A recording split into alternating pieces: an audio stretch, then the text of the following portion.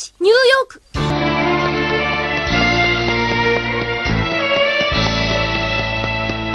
fb.com/olamat.notambihira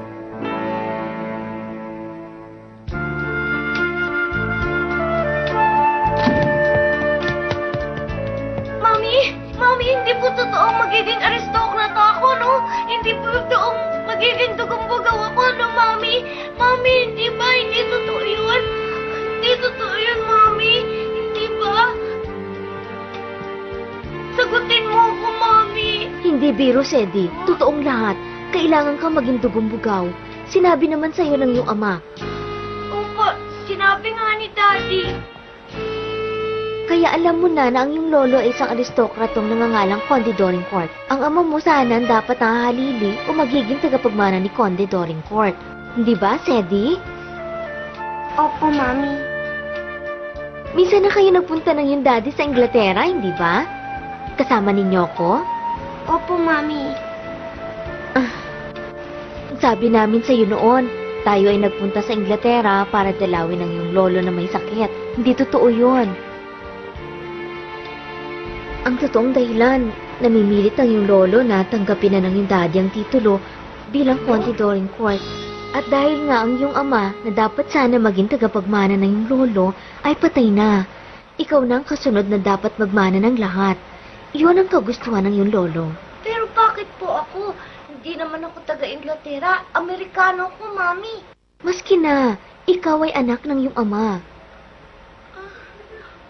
At bilang anak ng iyong ama, ang ibig sabihin nun ay minana mo ang dugong-bugaw na iyon ng iyong lolo.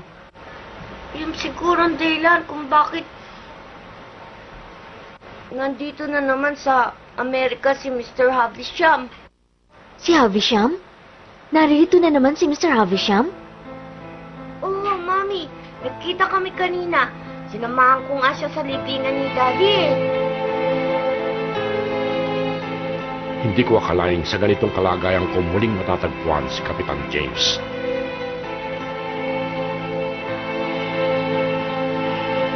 Mr. Havisham, malungkot na malungkot ang mukha niya. Nagkita na pala kayo ni Mr. Havisham. Naparito siya para ikaw ay kunin bilang kapalit ng iyong ama. Kaya, Sedi, dapat sumama ka kay Mr. Havisham pabalik sa Inglaterra. Oo, ako lang. Eh, bakit hindi kayo kasama, Mami? Sedi, Mami, hindi ba ako hayaang mag-isa, di ba? anak, hindi ako maaaring sumama. Oh? Bakit, Mami? Ba't ganon? Ayokong pumunta doon kung hindi ka kasama. Ayoko ng ganon, Mami. Ikaw lang ang inaasahan dumating ng iyong lolo. Bakit ako lang? Dapat kasama ka. Kailangan pumunta ka sa Inglaterra. Ayoko! Ayoko pumunta sa Inglaterra! Ayoko pumunta doon na hindi ka kita kasama, Mami! Ayoko pumunta doon! Mami, hindi ako pupunta doon sa Inglaterra! Ayoko iwan kayo mag-isa!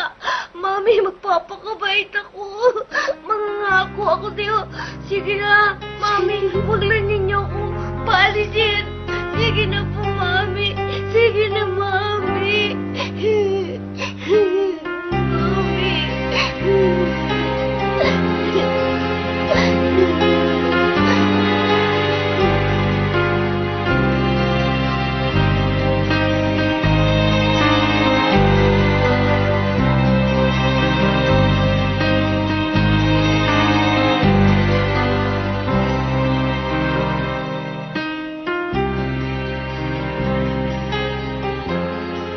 James, ano bang nangyayari?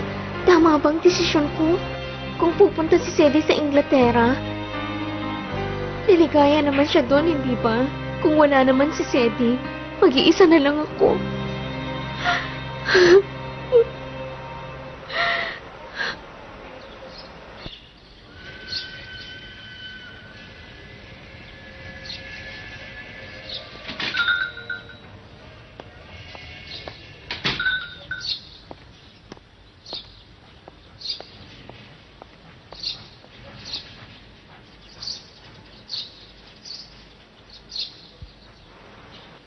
Talagang tuloy-tuloy na ang pagiging aristokrata ni Sedi.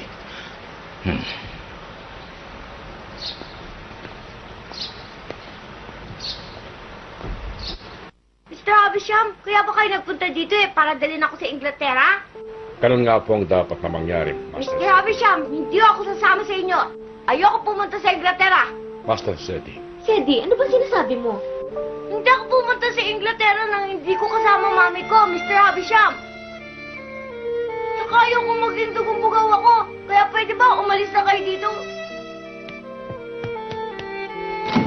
Umalis na kayo, Mr. Havisham. Hindi ako sasama sa inyo. Di ko iiwang nag-iisa dito, mami ko.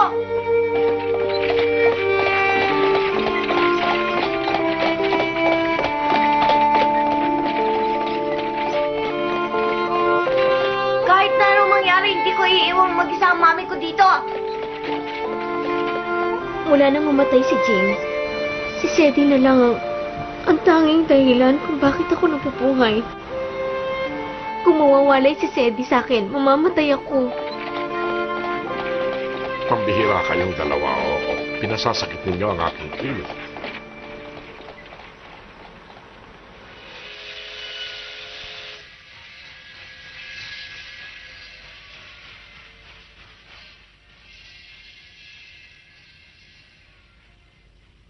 Master Sedi, huwag po kayong mag-alala. Kahapon ay nakatanggap ako ng telegrama mula sa konde na magkasama raw kayong paroroon sa Inglaterra. Totoo po? Master Sedi, inip na sa paghihintay ang inyong lolo ng inyong pagdating sa Inglaterra.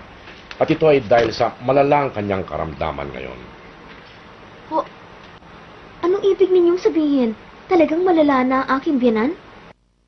Sa pool nang malaman niyang namatay si Kapitan James, kahit na papagaling na sana siya noon, muli siyang naratay at nanghina. Talagang dinibdib niya ang kamatayan na yon ng kanyang isa pang anak. Matanda na kasi ang konde at talagang mahina na ang pangangatawan. Mami? Oo nga pala, may naalala ko, Master Cedric, hindi ba't sinulatan mo ang iyong lolo noong may sakit pa siya? Oo, si Daddy pa nga ang nagulog eh. May mga mababangong talulot ng lilac na nakaipit pa sa sulat na yon, hindi ba? Binasa po ba ni Lolo ang sulat ko, Mr. Havisham? Oo, binasa niya. Talaga, Mr. Havisham? At ang sulat na yon ay isa sa mga dahilan kung bakit gustong-gusto kanyang makita, Master Sedi. Ako rin. Gusto ko na rin pong makita ang lolo ko. Di ba, Mami? Oo, Sedi. Gaya ng nasabi ko nga kanina, ang bilin sa akin ng konde kayong dalawa ang sasama ko pabalik sa Inglaterra. Kaya't naghanda ako ng 2 tiket sa vapor para sa inyong dalawa. Miss Annie, Ano yun? Master Sedi, Bakit po, nagmamakawa ko, sumama kayo sa akin pabalik sa Inglaterra. Mami?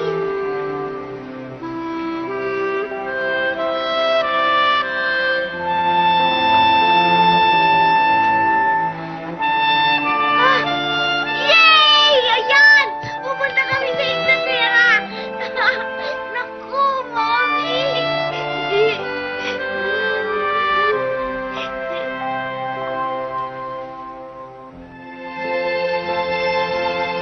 Mami, Oh, bakit, Sedi?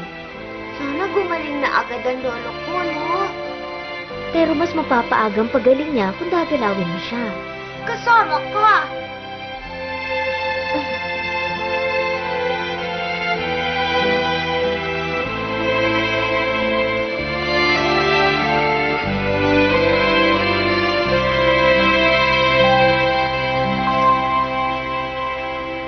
HD encode by Carlola 16.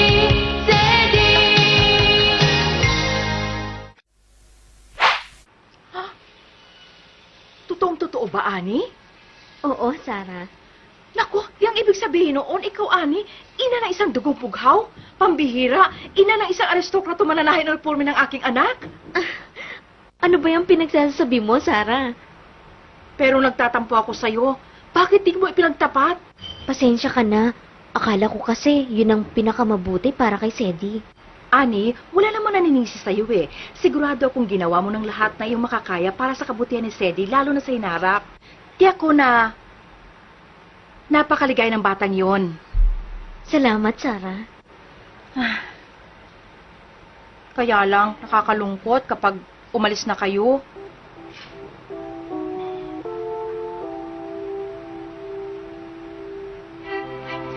O ayan, 1 kilong harina yan, suki. Maraming salamat. Ay, Mr. Hobbs, ang sukli ko, wala pa. Nasaan? Eh, oo nga pala, o ayan. Aba, nagiging ulyanin ka yata. May problema ka ba, Mr. Hobbs, ha? Problema? Anong problema? Oh, talaga, wala. Alam ko mahirapan ka kapag wala si CD dito, hindi ba?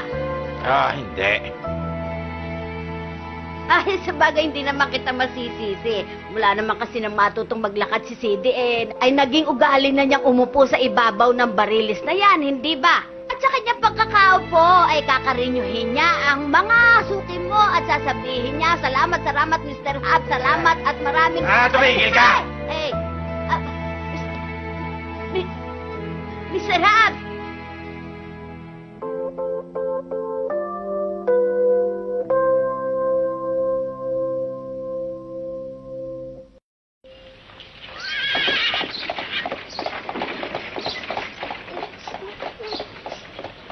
Totoo ba, Sedi? Talagang pupunta na kayo sa Inglaterra?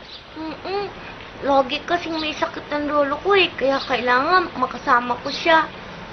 Sa bagay, tama yun. Kasi patay na ang daddy mo eh. Kailangan may mag-alaga sa lolo mo. Oo, ganun na nga. Lagi mong sinasabi na para akong kuya mo. Kaya lang, wala pa akong nagagawang mabuti eh. Para sa'yo.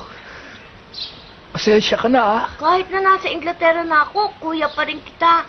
Sedi, kung sakaling may mangyari sa'yo hindi mabuti doon, sumulat ka lang. Para sa'yo, Sedi, kahit na Atlantic Ocean, tatawirin ko patungo Inglaterra.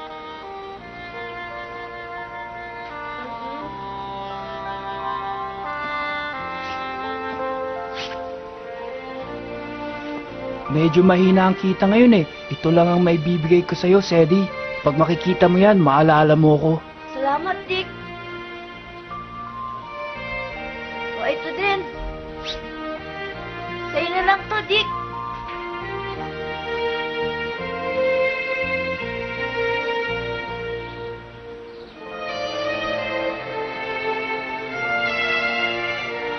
Hindi kita makakalimutan, Dick. Kahit nasa Inglaterra na ako. Tama na nga to, naiiyak na ako eh. O, Sedi, regalo namin lahat para sa'yo. Salamat! Salamat sa inyong lahat, ha? Ako, iingatan ko ito ng todo-todo. Ingat ka, di kailangan ko umalis! Pambira!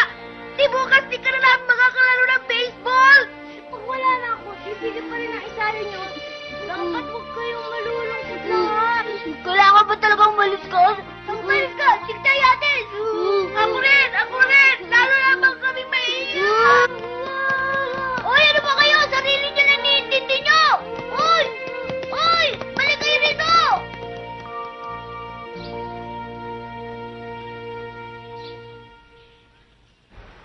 Ani, mabutit nakagawa ka ng ganitong desisyon. Talagang mas makabubuti ito kay Sedi. Pero teka, Ani, kapag nasa Inglaterra na kayo, huwag naman sana ninyong kalilimutan ang mga kaibigan mo dito sa New York. Aba, hindi ko magagawa yon. Lahat ng kaibigan ko dito sa New York ay napakahalaga sa akin. Hindi ako makakalimot. Mhm. At kung makakaproblema kayo, huwag mo akong kalimutang tawagan.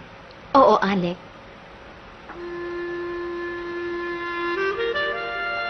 Okay na po yun?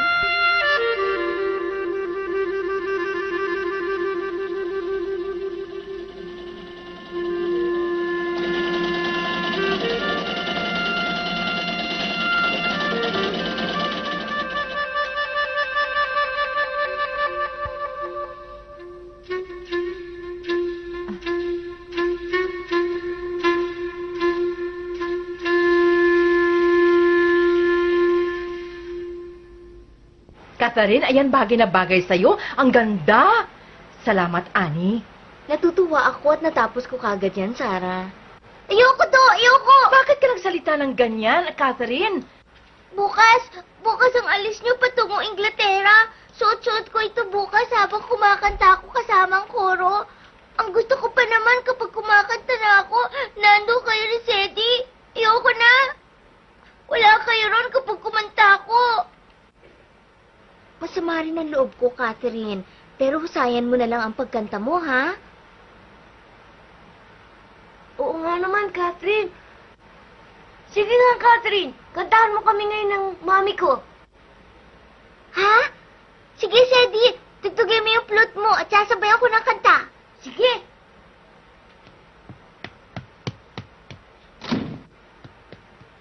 Annie? Pasensya ka na, ha, Catherine. Natagalan ako eh. Maupo na po aming tagapakinig. Halika na.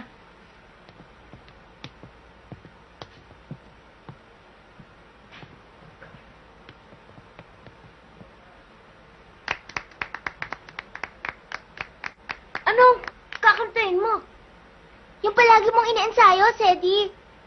Alin dun? Yung Annie Laurie. Ah, oo. Annie Laurie.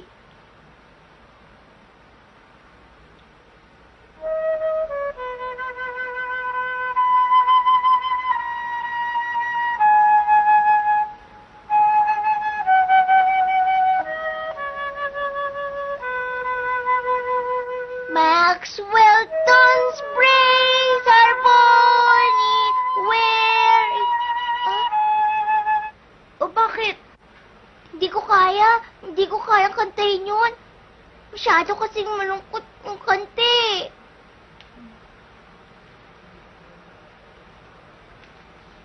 Catherine, husayan ko ng gusto ang pagtugtog.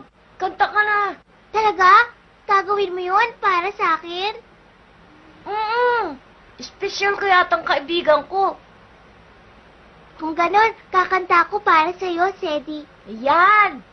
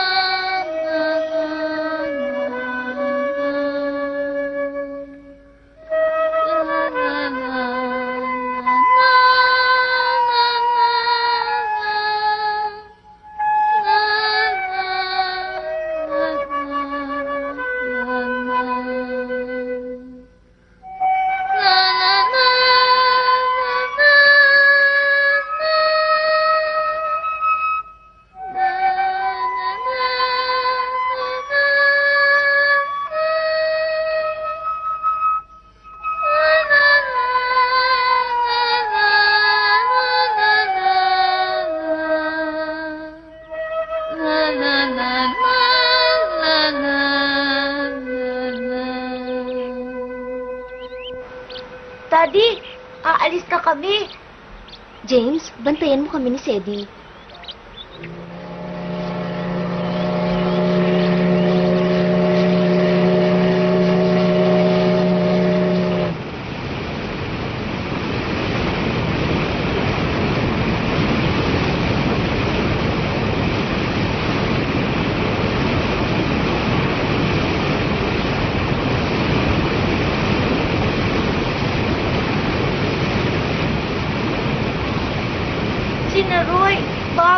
Eric at Mickey. Gusto ko sila ulit makita, Mami. Halika na, Sedi. Pumasok na tayo.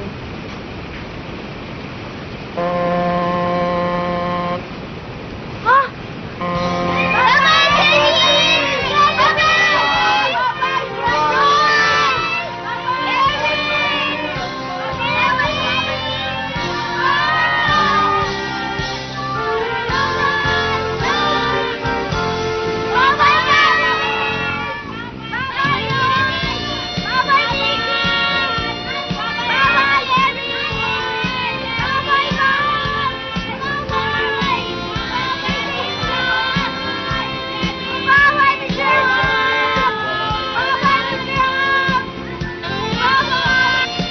Maraming salamat, Alex.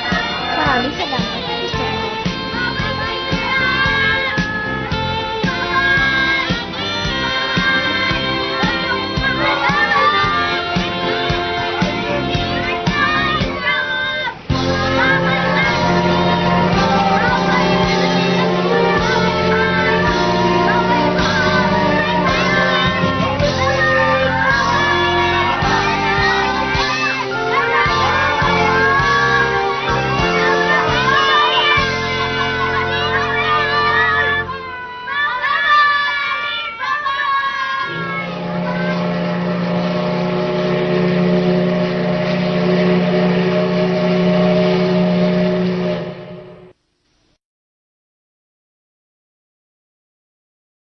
Eddie at Anne. Makabalik pa kaya sila sa New York? Anong kapalarang naghihintay sa kanila sa Inglaterra? Subaybayan bukas ang Cedric, ang munting prinsipe.